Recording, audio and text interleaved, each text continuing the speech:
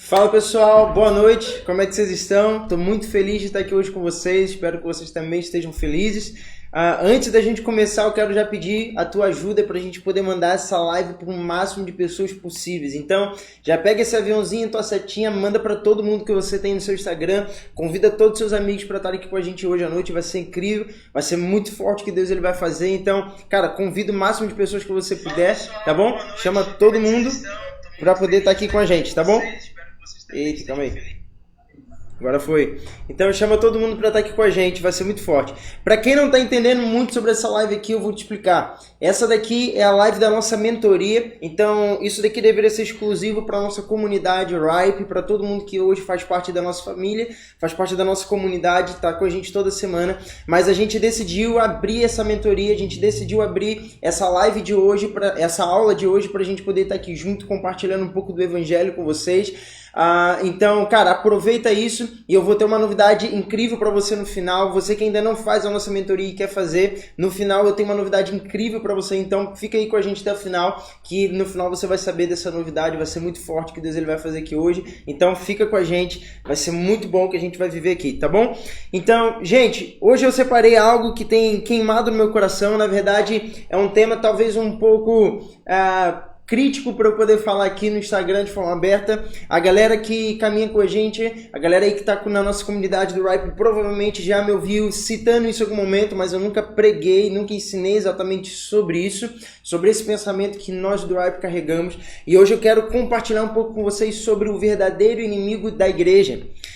E aqui eu quero já trazer a frase que vai mudar a nossa noite, que vai guiar, dar um norte para tudo aquilo que a gente vai viver hoje, tá bom? Eu sei que muitos de vocês, provavelmente todos vocês que estão aqui me ouvindo, já ouviram essa frase. Quem veio para matar, roubar e destruir foi o diabo. Mas eu quero te dizer que essa frase, esse pensamento, ele é errado e a gente vai caminhar junto para dentro disso hoje, tá bom? Eu não vou ler com você porque eu quero ser o mais direto hoje, eu quero ser muito objetivo, mas lá em João capítulo 10, a partir do versículo 10, na verdade a partir do versículo 1, mas especificamente lá no versículo 10, é onde surge essa frase, né? Quem veio para matar, roubar, destruir é o diabo. Mas se nós pegarmos o contexto de João capítulo 10, eu quero que você depois faça esse exercício, leia isso, leia sua Bíblia em casa, João capítulo 10. Ali você vai ver que Jesus ele está contando uma parábola. Então, quando você vai para ler essa parábola, você vai ver que, na verdade, a parábola que Jesus ele está contando, ele está ensinando o seu povo a respeito do bom pastor ou do verdadeiro pastor. Então, durante todo o decorrer dessa parábola, Jesus ele vem falando sobre alguns personagens, ele vem falando sobre algumas pessoas. E ele começa a dizer, falando, olha, o verdadeiro pastor é aquele que entra pela porta, mas aquele que pula a cerca e entra por qualquer outro caminho que não seja a porta, esse é o falso pastor, esse é o lobo e esse é aquele que mata as ovelhas. Então Jesus ele está dizendo, eu sou a porta e o verdadeiro pastor é aquele que passa por mim e anda no caminho. Agora todo aquele que não passa por mim, todo aquele que não entra pela porta, esse é o lobo e esse é o falso pastor. Então quando nós vamos olhar para aquela parábola, nós vamos ver que no final dela, quando Jesus ele dá o clímax dela, que ele diz, olha, quem veio para matar e roubar e destruir, quando você lê isso no contexto certo, da forma certa, você vai ver que Jesus ele não está falando do diabo. Jesus ele está falando do falso pastor, daquele que não entrou pela porta. Então, por que nós decidimos acreditar nessas formas? Por que nós decidimos pensar nisso? Por que nós abraçamos esse tipo de pensamento, tipo de teologia? É porque é muito mais fácil nós como cristãos, é muito mais fácil nós como a igreja de Jesus culparmos o diabo de fazer algo que na verdade não está na conta dele, está na nossa conta. Então, quando nós fazemos uma leitura honesta do Novo Testamento, quando nós fazemos uma leitura honesta das Escrituras, nós vamos ver que em momento nenhum, falando do Novo Testamento, das cartas apostólicas do Novo Testamento, em momento nenhum você vai ver, por exemplo, uma oração apostólica, uma oração feita por algum dos apóstolos, seja Pedro, seja João, seja o apóstolo Paulo, por exemplo, ele se referindo ao diabo. A não ser quando eles estão lidando com pessoas possessas por demônios, eles estão expulsando esse demônio da vida da pessoa. Mas fora esse contexto, fora essa situação, você em momento nenhum no Novo Testamento vai ver uma oração apostólica sendo feita direcionada ao diabo. Agora, se você ler todas as cartas, na verdade quase todas as cartas do Novo Testamento, e eu me arrisco a dizer até que todas as cartas do Novo Testamento apostólicas, você vai ver que em todas elas existe o combate a falsos ensinos, a heresias e a falsos profetas e mestres. Então, o verdadeiro inimigo que é combatido sobre a igreja de Jesus, a grande verdade é que ele não é o diabo, ele nunca foi o diabo. A grande verdade é que o inimigo que a igreja sempre combateu, que a igreja precisa continuar combatendo e que sempre precisará continuar combatendo, são aqueles que possuem uma falsa vida. São aqueles que dizem ser e de fato não são. São aqueles que deveriam se santificar, mas decidem viver uma vida na prática do pecado. São aqueles que deveriam ser mestres pelo tempo, mas eles ainda continuam bebendo do leite do evangelho. A grande verdade é que durante todo o Novo Testamento, a igreja e os apóstolos tiveram que combater não ao diabo, mas aos falsos ensinos, às heresias, aos falsos profetas e mestres. Então olha que interessante em 1 João, na primeira carta do apóstolo João, capítulo 12, versículo 18 ao versículo 16. Olha só que interessante o que o apóstolo João ele vem ensinando para nós. Filhinhos, esta é a última hora, e como vocês ouviram que o anticristo vem, também agora muitos anticristos têm surgido. Por isso sabemos que é a última hora. Eles saíram do nosso meio, mas não eram dos nossos. Porque se tivessem sido dos nossos, teriam permanecido conosco. Mas eles se foram para que ficasse manifesto que nenhum deles era dos nossos. Mas vocês têm a unção que vem do santo e todos têm conhecimento. Não escrevi a vocês porque não conhecem a verdade, mas porque vocês a conhecem e porque nenhuma mentira procede da verdade. Quem é mentiroso senão aquele que nega que Jesus é o Cristo? Este é o anticristo, o que nega o Pai e o Filho. E todo aquele que nega o Filho, esse não tem o Pai. E aquele que confessa o Filho tem igualmente o Pai. Permaneço com vocês e o que vocês ouviram desde o princípio. Se o que ouviram desde o princípio permanecer em vocês, também vocês permanecerão no Filho e no Pai. E esta é a promessa que Ele mesmo nos fez, a vida eterna. E isto que acabo de escrever para vocês é a respeito dos que estão tentando enganá-los. Então presta atenção, o apóstolo João, em uma carta direcionada à igreja de Jesus, ele vem dizendo, olha, aquilo que já atua no meio de vocês, não tem muito a ver com o diabo, mas tem a ver com o espírito. E esse espírito é o espírito daquele que vem anticristo, aquele que se opõe ao Cristo. Então o apóstolo João ele vem dizendo, olha, isso já existe desde sempre. Aqueles que se levantam contra Cristo, contra o Evangelho de Cristo, isso já existe desde os princípios da igreja, desde os primeiros dias da igreja. Agora você vai ver que em momento nenhum, durante essa carta, o apóstolo João, ele vem falando, olha, repreendam ao diabo, olha, orem e jejuem ao diabo para que esses que têm se levantado no meio de vocês, eles não consigam mais fazer. Não, muito pelo contrário. O apóstolo João, ele gasta um capítulo inteiro da sua carta ensinando como que a igreja deveria combater e como que ela deveria se portar diante daqueles que de verdade eram o inimigo da igreja. Aqueles que verdadeiramente são os inimigos da igreja. Então, o apóstolo João, ele vem nos explicando que o verdadeiro inimigo da igreja, ele não tem um chifre, um rabo de seta e vem com um tridente na mão. Não. Olha que interessante que ele vem explicando. Ele diz aqui nos primeiros versículos, esses que já se levantaram contra vocês, que é o anticristo, que vem atuando no espírito do anticristo, esses saíram do meio de vocês. Então a primeira coisa que nós entendemos sobre o verdadeiro inimigo da igreja é que o verdadeiro inimigo da igreja, meu amigo, ele não está fazendo um tênis satânico, como a gente acabou de ver, como a gente acabou de presenciar um rap famoso fazendo. Sabe, o verdadeiro inimigo da igreja, ele não está sentado na cadeira do Planalto, ele não está sentado em cadeiras políticas, eles não são governantes dessa terra. Não. O verdadeiro inimigo da igreja, ele sai de dentro da igreja. Então eu vejo que nós como igreja temos ficado tão preocupados em combater aquilo que o mundo ele tem feito nesses dias, em combater aquilo que o mundo tem pregado nesses dias, sendo que o nosso verdadeiro inimigo ele não vem de fora, o nosso verdadeiro inimigo eles vão sair de dentro. Agora, a primeira marca, então, do verdadeiro inimigo da igreja é que eles estão no nosso meio, eles convivem conosco, eles estão aqui. Talvez seja você, talvez seja eu, mas o que nós precisamos entender é que o verdadeiro inimigo da igreja ele está dentro da própria igreja. Agora, a segunda marca que define o inimigo da igreja, aqueles que se levantam contra a igreja de Jesus, é que esse que se levanta no espírito do anticristo, ele não é alguém que vem com um novo sistema, ele não é alguém que vem com um novo método de derrubar a igreja, não. Presta atenção, meus amigos, a coisa mais poderosa que o verdadeiro inimigo da igreja carrega são ideias, são teologias, são pensamentos errados a respeito daquele que é o Cristo. E é por isso que o apóstolo João ele define aqui nisso que nós acabamos de ler. Esses que são anticristo, eles não vieram aqui para negar aquilo que o Jesus fez, mas eles vieram aqui para negar tudo aquilo que o Cristo, o enviado por Deus, ele está fazendo. E é por isso que eles são conhecidos como o anticristo. Eles não são anti o Jesus homem, eles não são anti a humanidade de Jesus, mas eles são anti a toda a deidade, toda a divindade do Cristo. Quem está me entendendo? Então a segunda característica daqueles que saíram do nosso meio, daqueles que são verdadeiros inimigos da igreja, é que eles negam o Cristo, eles negam o enviado de Deus. Sabe, eles não conseguem se associar, eles não conseguem se conectar com o Cristo, com Jesus, que não é somente homem, mas com Jesus que também é o próprio Deus em carne.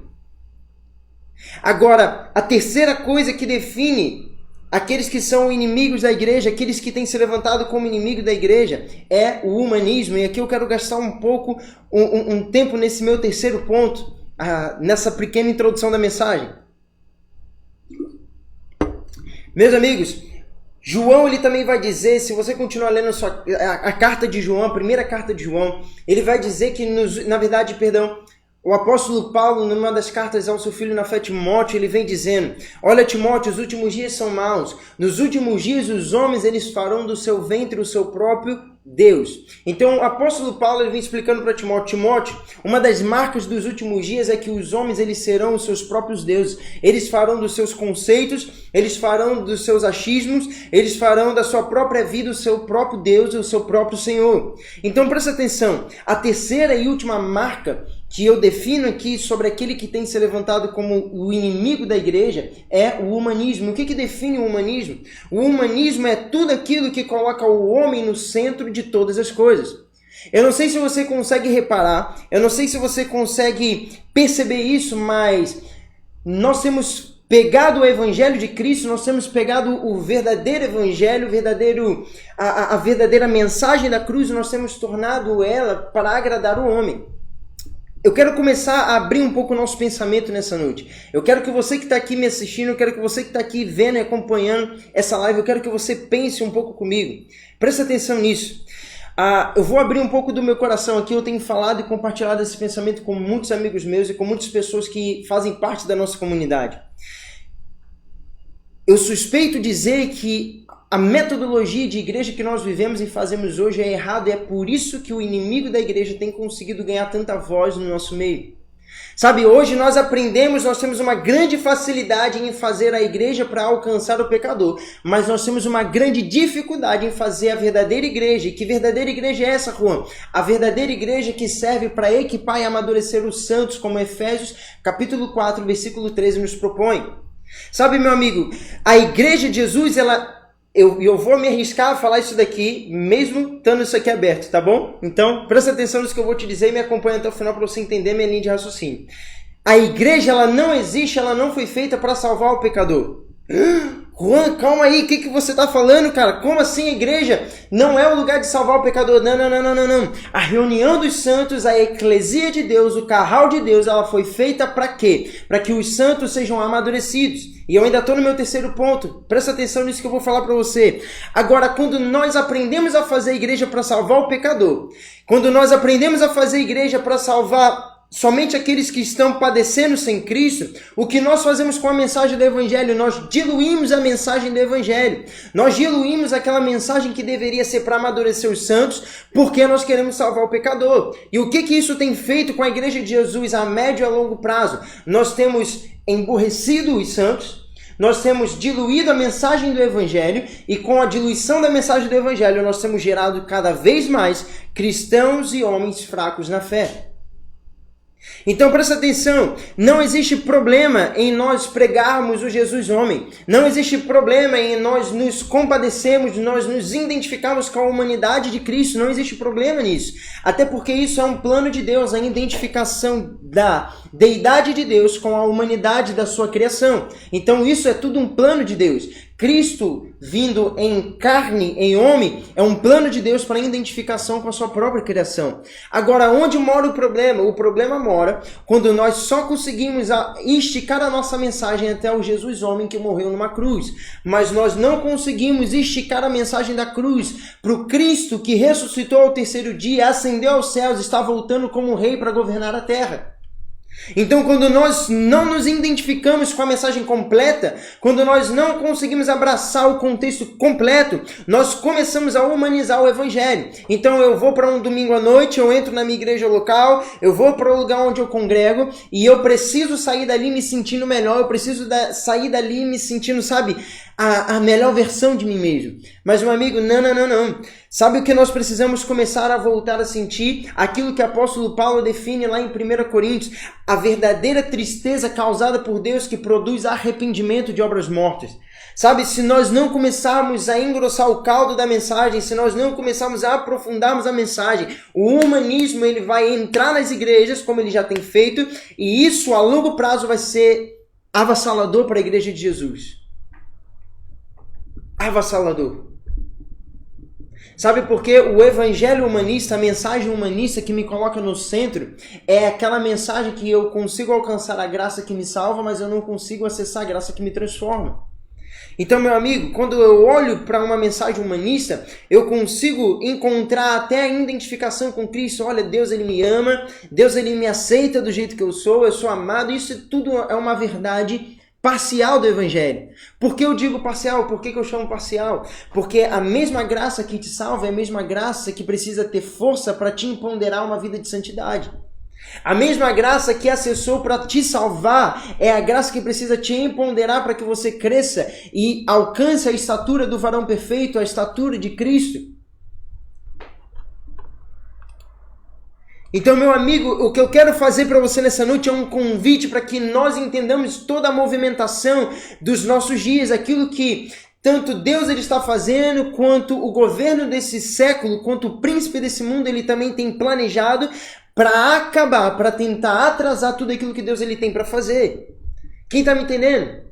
Agora, por que eu digo e por que eu comecei essa live falando que o verdadeiro inimigo da igreja não é o diabo, mas sim a falsa vida, o falso profeta e o falso pastor? Porque, meu amigo, quando nós olhamos para dentro da igreja de Jesus, nós não vemos um diabo com o microfone na mão, nós não vemos o próprio Satanás pregando uma falsa heresia. Quando nós olhamos para dentro da igreja, aqueles que se levantam contra a igreja é o próprio homem. É claro que eu não estou tirando aqui a influência dada pelo diabo. A palavra diz, 1 Pedro, o apóstolo Pedro, ele fala, olha, o inimigo das vossas almas, quem? Satanás. Então eu não estou tirando aqui a influência dada por Satanás para que o homem faça. Mas o que eu quero que a gente entenda é que quando se trata da igreja de Jesus, Satanás ele não tem autoridade para tocar. Então tudo aquilo que se levanta contra a igreja não tem como operador Satanás. Tem como operador o homem que decidiu ceder a um pensamento inspirado por Satanás. Quem está me entendendo? Então toda mensagem humanista que tira Deus como Senhor, que tira Deus como centro da mensagem e passa a colocar o homem no centro daquilo, passa a colocar o homem como o pilar principal da mensagem, isso é muito perigoso a longo prazo. Juan, então, cara, o que significa uma mensagem humanista? Eu quero aqui trazer para você 3 pontos que vão te ajudar a você determinar uma mensagem humanista, uma mensagem que te coloca no centro dela. A primeira coisa que uma mensagem humanista ela faz, ela nega a soberania de Deus. E o que significa negar a soberania de Deus? Em algum momento essa mensagem coloca Deus como vítima. Em algum momento essa mensagem vai colocar Deus como alguém que poderia ser governado ou controlado, seja pelo homem ou seja por uma divindade superior a ele. Então a primeira coisa que uma mensagem humanista faz, ele reduz o Deus divino e ele assemelha esse Deus que deveria ser divino ao Deus homem. Presta atenção nisso daqui. A W. Tozer, ele vem dizendo em um dos seus livros, ele vem falando o seguinte, olha, todas as vezes que nós tentarmos entender a Deus a partir da criação, nós vamos estar reduzindo aquele que é Deus, é divino, a estatura daquilo que foi criado por ele mesmo. Sabe, um dos maiores problemas que nós carregamos hoje é que nós tentamos interpretar as escrituras, nós tentamos interpretar o caráter de Deus a partir de um caráter de criação e não tentando partir da mente do Criador. Então, sempre que eu vou tentar ler a Bíblia, sempre que eu vou tentar interpretar as escrituras, eu consigo olhar para Deus Pai como o meu pai terreno é. Então eu me relaciono com Deus Pai a partir do meu relacionamento com o meu Pai terreno. Eu olho para Jesus, que é o meu irmão mais velho, e eu consigo me relacionar com Cristo da mesma forma que eu me relaciono com meus irmãos terrenos. Quem está comigo? E todas as vezes que eu faço isso, eu cometo um grande erro. Porque é impossível eu tentar interpretar o Criador a partir da sua criação. E sempre que eu faço isso, eu reduzo a deidade de Deus, eu reduzo aquele que é divino, a sua obra criada. E sempre que eu faço isso, eu estou tirando Deus do seu trono, eu estou tirando Deus do lugar que é de direito somente dele. Então a primeira coisa que uma mensagem humanista faz, ela nega a soberania de Deus. Ela nega que Deus, ele de fato é Deus.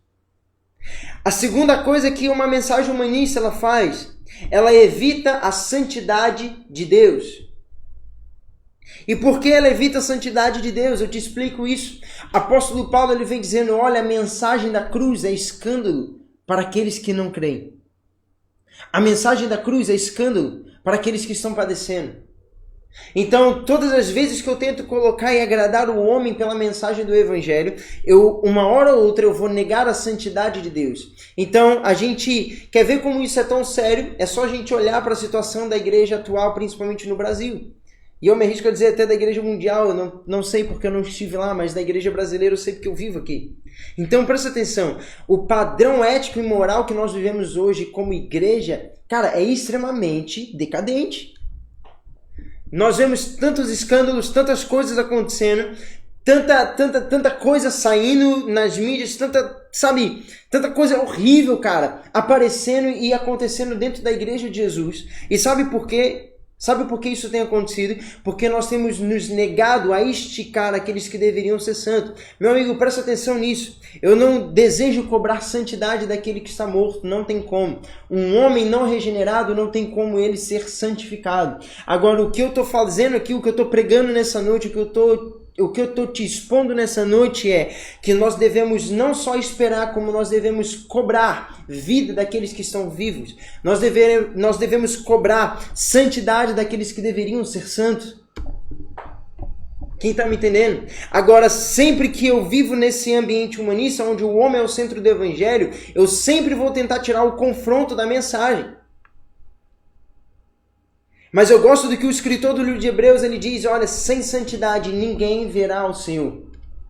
Nós temos pregado tanto sobre avivamento, tanto sobre um toque de Deus sobre o Brasil, tanto sobre um envio novo para as nações, mas meu amigo, não existe avivamento, não existe toque de Deus, não existe envio missionário, não existe reforma, não existe nada disso sem santidade, porque sem santidade ninguém verá o Senhor. Sabe, o último avivamento, o avivamento que nós queremos ver não tem a ver com ondas de salvação, não tem a ver com ondas de cura, não tem a ver com grandes estruturas sendo montadas ou lotadas, não tem a ver com isso. O grande e último avivamento que eu e você desejamos ver com geração tem a ver com o avivamento de Apocalipse, o avivamento que vai trazer o Cristo de volta para a terra.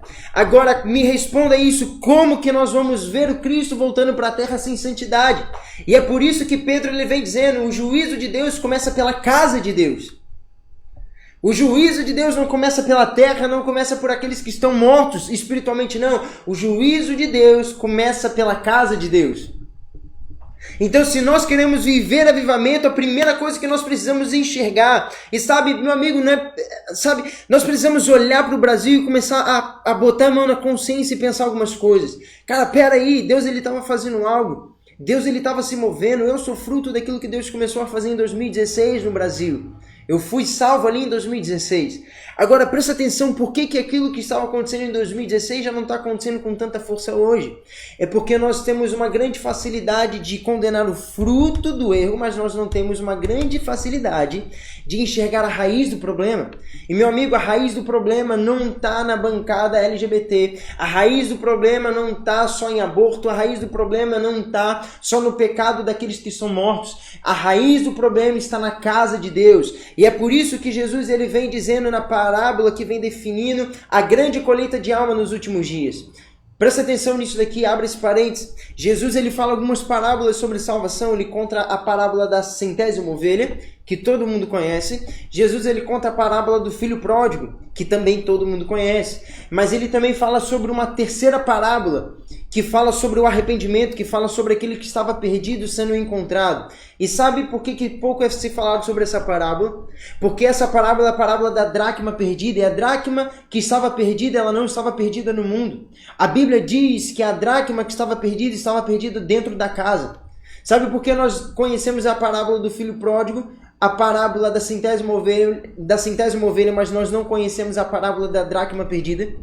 Porque a parábola da dracma perdida, ela nos denuncia, e ela não denuncia o mundo. A parábola da dracma perdida não veio para denunciar aquele que está lá fora. A parábola da dracma perdida veio para denunciar aquele que está dentro da casa, mas está perdido dentro da casa.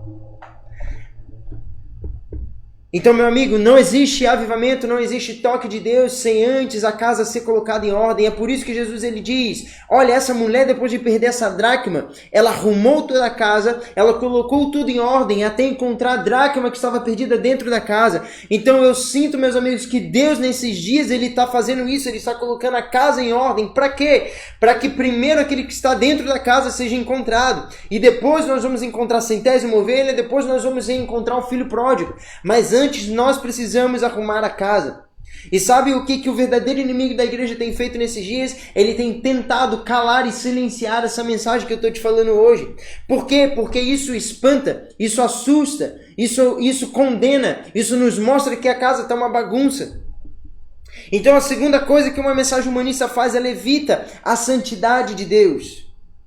E a terceira coisa que a mensagem humanista ela faz, ela retira o juízo da mensagem de Deus. Então, eu posso pregar a cruz, dizendo, olha, Jesus ele morreu na cruz para te salvar. Jesus ele morreu na cruz para perdoar os seus pecados. Isso é ok, isso é uma verdade.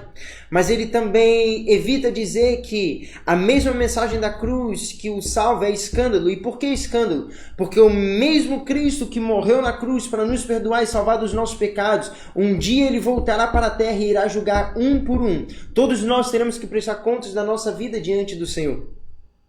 Mas uma mensagem que coloca o homem no centro dela não vai conseguir pregar isso. Por quê? Porque o compromisso dele não está em pregar a verdade. O compromisso dele está em fazer com que cada um que está ouvindo se sinta bem.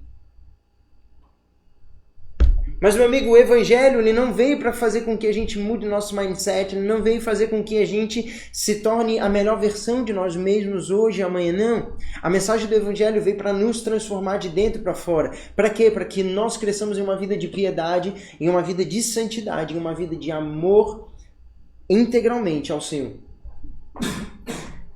Agora, Juan, meu Deus do céu, cara, então o que a gente vai fazer com relação a isso, cara? Não é possível que a gente só tenha esse problema. O que a gente vai fazer? Eu quero te trazer a solução. Calma, nada está perdido. Repete comigo aí onde você estiver. Fala assim, nada está perdido. Olha que interessante o que Judas no capítulo 1, versículo 3 e 4 diz. Depois da gente enxergar tudo isso que eu te falei, olha que interessante o que Judas, capítulo único, versículo 3 e 4, ele nos ensina a respeito disso. Amados, quando eu me empenhava para escrever-lhes a respeito da salvação que temos em comum, senti que era necessário corresponder-me com vocês para exortá-los a lutar pela fé que uma vez por todas foi entregue aos santos. Pois certos indivíduos cuja sentença de condenação foi promulgada há muito tempo se infiltraram no meio de vocês sem serem notados. São pessoas ímpias que transformam em libertinagem a graça do nosso Deus e negam o nosso único soberano e Senhor Jesus Cristo. Então olha que interessante, Judas no capítulo único também é uma carta para alertar a igreja, para alertar os santos a respeito do verdadeiro inimigo da igreja, que já atuava desde o primeiro século. Olha que interessante que ele diz: eu estou exortando vocês para que vocês aprendam a lutar pela fé, que uma vez por todas foi entregue aos santos. Então, Juan, em cima de tudo isso que você acabou de falar, em cima de tudo isso que a gente acabou de ouvir, qual é a minha responsabilidade, qual é a sua responsabilidade? Meu amigo, a nossa responsabilidade é fazer resistência e aprender a lutar pela nossa fé. Sabe, os últimos dias, engana-se quem pensa que os últimos dias eles serão fáceis, serão tranquilos, serão dias amáveis. Não, Jesus ele nos vacinou contra isso. Lá em Mateus 24, Mateus 25, ele vem dizendo, olha, os últimos dias eles serão maus. Os últimos dias não serão dias para meninos. Os últimos dias não serão dias para criança. Os últimos dias serão dias difíceis. É por isso que vocês precisam aprender a lutar pela fé de vocês. Meu amigo, sabe o que eu quero fazer com você hoje? Sabe qual é o meu convite para você hoje? O meu convite é para que você que está me ouvindo, seja onde você estiver, seja de qual parte do Brasil você for, não sei de onde você é, mas o meu convite para você é para que você e eu, a gente aprenda a fazer resistência a isso, para que você aprenda a lutar pela fé que uma vez foi passada a você, para que você aprenda a perseverar e a permanecer nos primeiros ensinamentos, nos primeiros rudimentos do Evangelho que uma vez foi te ensinado. Então é isso que Judas ele vem nos ensinando e diz, cara, olha, lute pela sua fé, faça guerra com relação a isso. Cara, algo que eu e você, que eu sinto que a nossa geração precisa aprender, que nós precisamos voltar a carregar isso que as nossas gerações passadas tiveram, é esse espírito de guerra, de batalha, de falar assim, cara, pode dar sangue na minha canela, pode vir o que for, seja morte, seja tempestade, seja perseguição, seja pedra, eu não sei o que é. Pode vir o que for, mas eu vou permanecer, eu vou perseverar naquilo que me foi ensinado no começo. Sabe, o remédio para tudo isso que eu estou te ensinando não é uma nova metodologia de crescimento para a igreja. O remédio para tudo isso que eu estou te falando não é uma nova conferência que vai mudar o Brasil. O remédio para tudo isso que eu estou te falando não é um novo curso que você precisa fazer, meu amigo. O remédio para tudo isso que eu estou te falando é que eu e você aprendamos a lutar pela nossa fé. Para que a gente aprenda a manter firme tudo aquilo que as Escrituras nos passam como fundamento. Sabe, engana-se nesses dias quem pensa que a maior guerra que nós vamos enfrentar tem a ver com ideologias. Não, meu amigo. A maior guerra que nós vamos enfrentar nesses dias são falsos ensinos.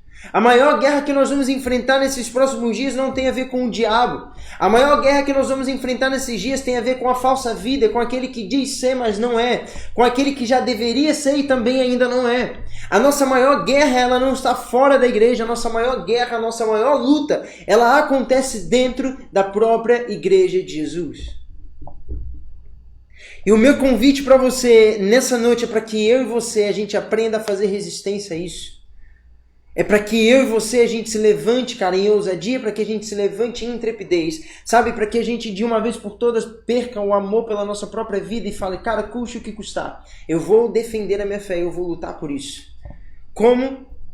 A gente ainda não tem todas as respostas, a gente ainda não sabe de tudo, mas eu vou defender, eu vou perseverar naquilo que é fundamento, naquilo que foi me ensinado nos primeiros dias ainda do meu início de caminhada na fé. Quem está me entendendo? Quem está entendendo o que eu estou falando? Agora, meu amigo, se nós continuarmos, se nós perseverarmos a fazer igreja como nós temos feito, isso é uma crítica que eu tenho levantado nesses dias, e eu não tenho levantado essa crítica só para poder fazer ibope ou só para a gente escrever um livro no futuro sobre isso, não. Eu tenho feito essa crítica porque eu acredito que isso vai ser prejudicial, sabe? Hoje nós não vamos conseguir sentir ainda o impacto que isso vai gerar. A gente já sente um pouco, mas a gente não vai conseguir viver a totalidade do impacto que isso vai gerar. Mas sabe, os meus filhos, os seus filhos, os meus netos e os seus netos vão viver o verdadeiro impacto que isso tem causado na igreja de Jesus. E que impacto é esse? Sabe, nós não podemos fazer da igreja de Jesus um lugar para salvar o pecador. Meu amigo, presta atenção nisso daqui. Um culto de domingo à noite não é feito para que a gente cumpra a grande comissão de salvar o pecador, não. A grande comissão, ela foi feita, Jesus, ele nos disse isso. Ele disse, olha, você vai cumprir a grande comissão enquanto você vai, enquanto você está vivendo a sua vida, enquanto você está vivendo o seu dia a dia, enquanto você está vivendo a sua vida normal, você vai cumprir a grande comissão. Agora, Juan, para que serve então a reunião de domingo? Para que serve a igreja? Para que serve tudo isso? Efésios capítulo 4, versículo 13. Se você tiver com a sua Bíblia, anota isso, ou então vá lá. Eu quero ler isso com vocês, Efésios capítulo 4, versículo 13. Olha que interessante o que o apóstolo Paulo vem nos ensinando. Não estava no schedule, não estava no que eu queria falar, mas eu sinto de Deus de falar isso e compartilhar isso com vocês. Capítulo 4, vamos ler do versículo 11. E ele mesmo concedeu uns para apóstolos, outros para profetas, outros para evangelistas e outros para pastores e mestres, com vista ao aperfeiçoamento dos santos para o desempenho do seu serviço e para a edificação do corpo de Cristo, até que todos cheguemos à unidade da fé, do pleno conhecimento do Filho de Deus, ao estado de pessoa madura e à medida da estatura da plenitude de Cristo, para que não mais sejamos como crianças arrastados pelas ondas e levados de um lado para o outro por qualquer vento de doutrina, pela artimanha de pessoas, pela astúcia com que induzem ao erro. Então, qual é o remédio para tudo isso que nós acabamos de ver? Qual é o remédio? Qual é o combate ao inimigo da igreja nesses dias? O combate ao inimigo da igreja nesses dias é uma palavra, e essa palavra é maturidade. Sabe, o corpo de Cristo precisa crescer em maturidade. Agora, nós não vamos crescer em maturidade enquanto nós continuarmos fazendo reuniões para salvar o pecador, ao invés de fazer reuniões para amadurecer os santos.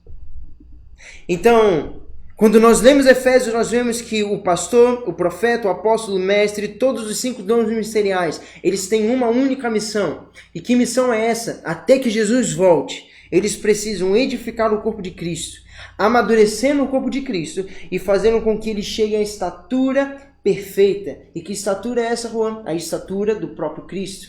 Então a nossa missão como igreja nesses dias, a nossa missão como pastores, a nossa missão como profetas, evangelistas, apóstolos, se nós de verdade somos verdadeiros apóstolos, somos verdadeiros pastores, se nós somos apostólicos, proféticos, enfim, seja lá como você queira se chamar ou conhecer.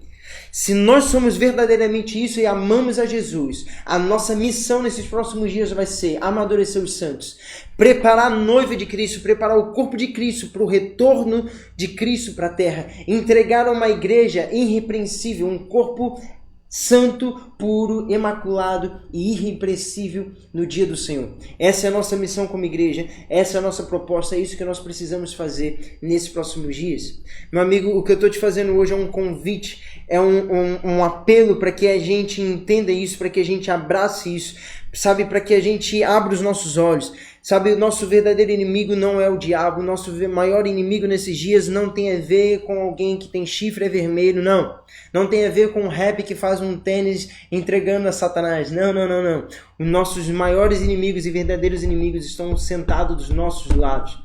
Eles estão conosco, eles ceiam com a gente, eles estão dentro das comunidades de fé, dizem ser, mas de fato não é. Sabe o que o apóstolo João define? Ele diz o seguinte, ele fala, olha, aquele que diz ter conhecido a Deus, mas decide e vive na prática do pecado, de fato esse nunca conheceu a Deus. Você quer saber se de fato a pessoa é de verdade? Veja se essa pessoa tem crescido em conhecimento de Deus. Veja se essa pessoa tem se parecido cada vez mais com Cristo. E você vai saber se essa pessoa é de verdade ou não. Tá comigo? Então, meu amigo, eu quero orar por você nessa noite. Eu quero abençoar a sua noite. Eu quero orar por isso. Eu sinto que Deus nessa noite ele está levantando, sabe, homens e mulheres contra a cultura. Sabe, eu sinto muito de Deus, eu tenho falado isso com o time do Ripe, eu tenho falado isso com os meus líderes, sabe, eu sinto que Deus ele está perto de levantar uma nova onda, uma última onda de reforma sobre a igreja.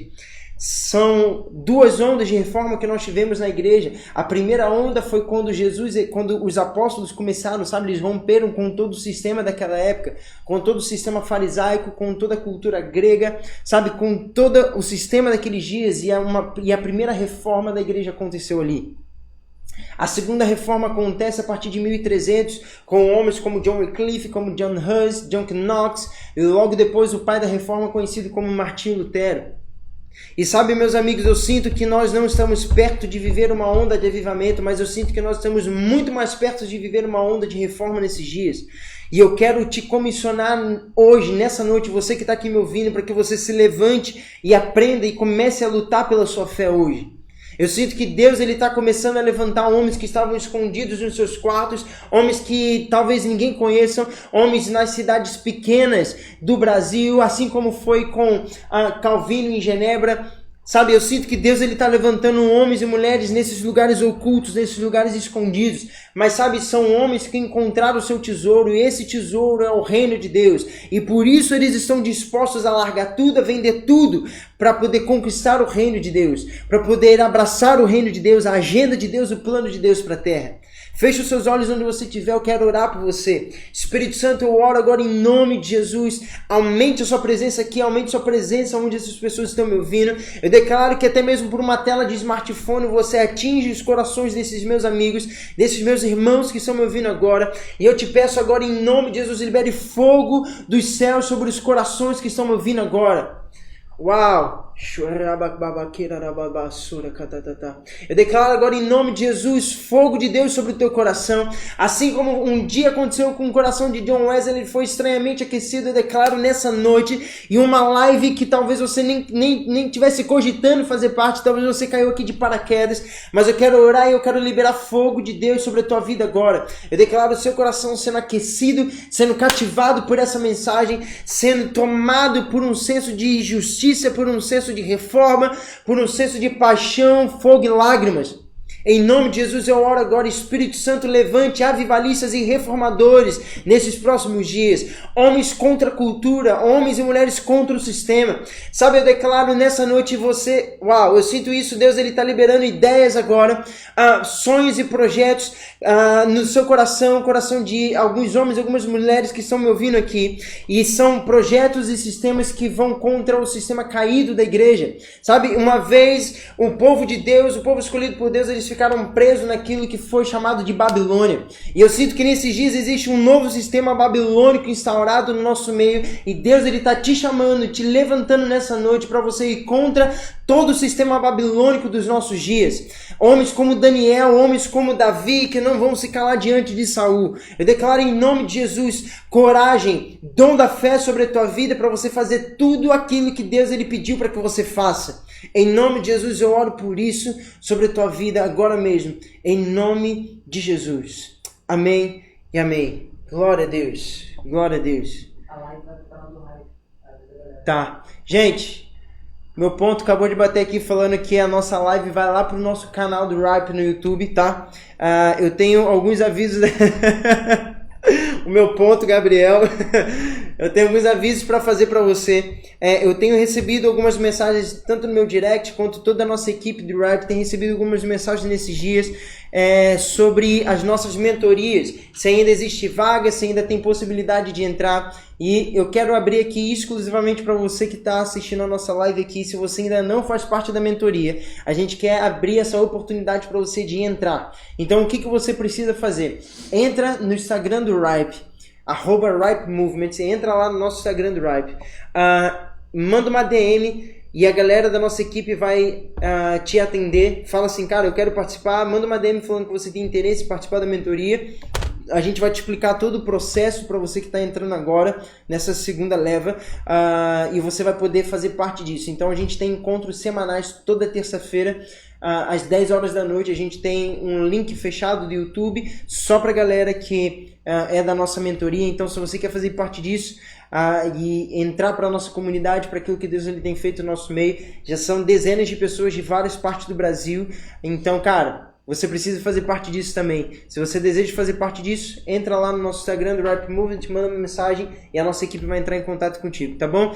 E a segunda notícia é que essa live ela vai subir para o YouTube. Então a gente tem o nosso YouTube do Ripe. É só você entrar lá no YouTube, já aproveita e se inscreve no nosso canal. A gente tem uma série de mensagens lá também já disponibilizadas. São algumas das mensagens que acontecem na nossa mentoria. São mensagens muito boas. Então, se você quiser assistir essas mensagens, está disponibilizado já lá no nosso canal do YouTube. Se inscreve, compartilha com todo mundo. Segue o nosso Instagram também do Ripe, que você vai ajudar muito a gente com isso. E tá aqui embaixo no nosso comentário fixado, tá bom? Ripe Movement, nosso @. Segue a gente e fica por dentro de tudo que a gente vai estar liberando nesses próximos dias, tá bom? Cara, se você gostou disso, dessa live, você quer que a gente faça mais, Comenta aí no meu último post, eu posso fazer isso daqui também mais vezes no meu Instagram. Comenta também lá nos nossos posts do Ripe se você curtiu, se você quer mais disso. A gente vai abrir algumas caixas de perguntas. Cara, bombardeia se você quiser mais lives como essa. Dá ideias de assunto pra gente poder fazer também. A gente vai estar servindo vocês aqui da melhor forma como a gente puder, tá bom? Cara, eu oro para que Deus ele te abençoe, para que você seja ainda mais aquecido, para que mais fogo de Deus caia sobre o teu coração nessa noite. Em nome de Jesus, eu amo vocês, tamo junto e até semana que vem.